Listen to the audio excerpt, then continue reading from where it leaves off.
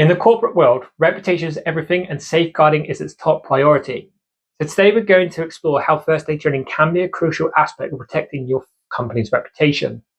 The first aid training isn't just about compliance, it's about being prepared to handle emergencies and safeguard your company's image.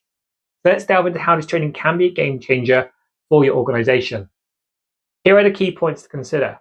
Immediate response to workplace injuries and illnesses, minimize severity and complications through prompt care, enhanced safety culture and preparedness for potential crisis, boosted employee morale and confidence in the workplace, a commitment to a company that values safety and preparedness.